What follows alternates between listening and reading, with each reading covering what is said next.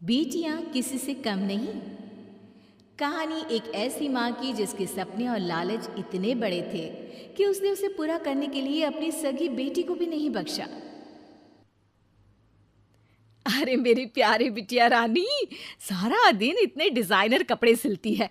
ये तो high class के लोग पहनते हैं ना बेटा। हाँ माँ, तभी तो इनके सिलने के लिए मुझे इतने अच्छे पैसे मिलते हैं। देखो माँ, अगले महीने घर में रंगीन बड़ा टीवी लगवा दूंगी। हाँ। अरे जीती रहे बेटा।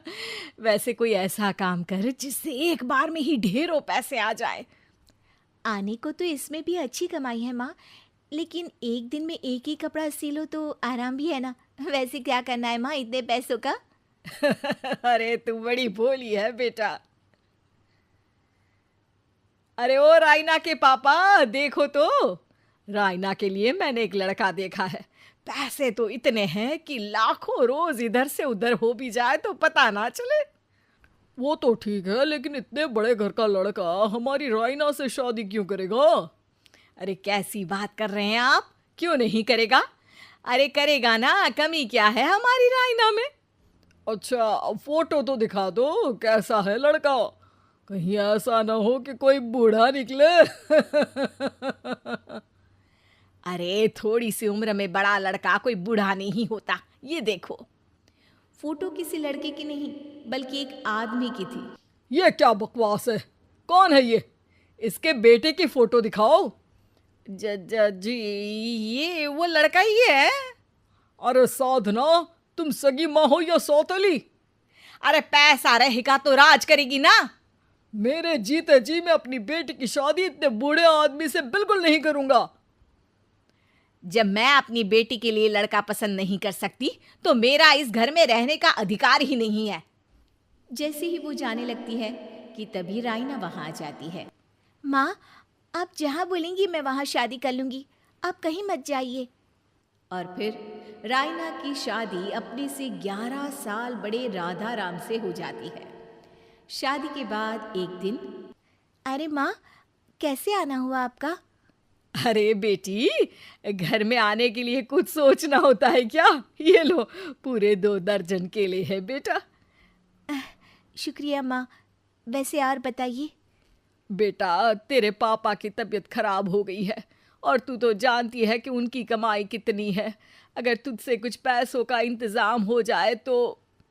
माँ, मेरे पास पैसे कहाँ से आएंगे? अरे वाह बेटी, तू तो गिरगिट की तरह रंग बदल रही है। अरे तुझे पढ़ाया लिखाया, तेरी शादी में पैसा लगाया, अब तेरे मायके वालों को जरूरत है तो तू ऐसे जवाब देगी? अरे अरे माँ, ऐसे मत बोल। मेरी मुंह दिखाए में जो पैसे मिले थे ना, वो मैं तुझे दे देती हूँ। लेकिन अगली बार से आपको जब पैसों की ज़रूरत हो तो आप कुछ दिनों पहले ही बता देना। अरे ठीक है ठीक है, तो अभी से सुन ले, अगले महीने भी पैसों का इंतजाम करके रखना, मैं आकर ले जाऊंगी। तभी वहां राइना की सास आ जाती है। अरे अरे समधन जी, कैसे आना हुआ? अरे कुछ खाया पिया आपने? अब जी वो केले लाई हूँ पूरे 2 दर्जन। अब बेटी के ससुराल आना था तो खाली हाथ थोड़ी ना आती मैं। कोई बात नहीं बहन जी, आराम से बेटी से बात करिए, मैं और भी कुछ खाने को भिजवाती हूँ। सास के जाने के बाद साधना भी पैसे लेकर घर आ जाती है। अब दिन बीतते हैं। साधना हर महीने रायना के घर आती और पैसे लेकर चली जाती। लेकिन एक दिन अचानक रायना की सास का फोन साधना पर आता है। बहन जी, जैसे भी हो आप जल्दी से हमारे घर आ जाइए ना। हमारी बहू रायना को क्या हो गया है? न बोल रही है न हिल रही है। हैं? अरे मार तो नहीं डाला मेरी मासूम बेटी को? साफ साफ बोल देती हूँ, मेरी बेटी को कुछ भी हुआ होगा ना तो मैं तुम लोगों को कंगाल कर दूंगी, क्लेम कर दूंगी करोड़ों का। अरे क्या हुआ भाग्यवान, कहाँ से करोड़ों आ रहे हैं? अरे मार डाला हमारी बिटिया को उन लोगों ने। हैं? क्या बोल रही हो तुम? मैंने तो पहले ही बोला था कि लड़का ठीक नहीं है। दोनों रायना के घर पहुंचते हैं, जहां रायना का पति कहता है, अरे अरे आप डरिए नहीं, डॉक्टर ने कहा है कि वो अब खतरे से बाहर है। अरे पर वो खतरे में गई क्यों? अरे क्यों मेरी लड़की को मारने की कोशिश की गई? अरे वकील करूंगी बड़े से बड़ा और सबको सड़क पर ले आऊंगी।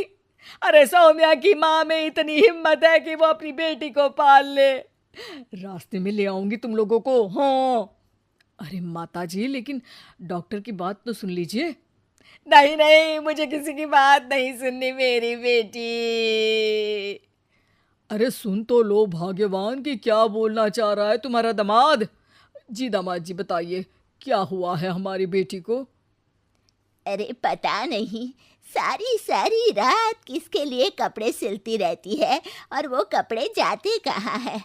अरे हम तो इतने पैसे वाले हैं, हमें तो कोई ज़रूरत नहीं है इसके सिलाई के पैसों की। मैंने तो कहा भी कि बिटिया अगर इतनी इच्छा है तो दिन में एक ड्रेस सिल लो, लेकिन मानी नहीं। आप ही की बेटी है, पूछिए आप, पूरे होश में है अब। हाँ। ये कहकर सास वहाँ से चली जाती है। अब कमरे में सिर्फ बेटी, माँ और पिता थे। बेटा, मैं तो जीते जी मर जाता अगर तुझे कुछ हो जाता तो। क्या बात है बेटा, ये लोग अच्छे नहीं, तेरा पति ठीक नहीं है बेटा। अरे नहीं नहीं पापा, ये तो साक्षात भगवान का रूप है। मेरी सास तो मेरा पूरा ख्याल रखती है। ये लोग बहुत अच्छे हैं पापा। अरे तो फिर क्या जरूरत पड़ गई मरने की? माँ, पता ही नहीं चला, सारी सारी रात काम करती रहती। आपको पैसे भी तो देने थे, लेकिन ये नहीं पता था कि सेहत खराब हो जाएगी। अरे पैसे देने थे तो सास से या पति से लेकर दे देती। नहीं नहीं माँ, ये मेरे सम्मान के खिलाफ था। आप लोगों ने मुझे इस लायक बनाया है कि मैं आप लोगों की मदद अपने पैसों से करूं। पिता को साधना पर बहुत गुस्सा आता है, लेकिन साधना की आंखों में आंसू होते हैं। मुझे माफ कर दे बेटा, मैंने कभी नहीं सोचा था कि तू इतनी स्वाभिमानी निकलेगी। बेटा, मैंने अपने लालच में तेरा जीवन बर्बाद कर दिया, मुझे माफ कर दे बेटा।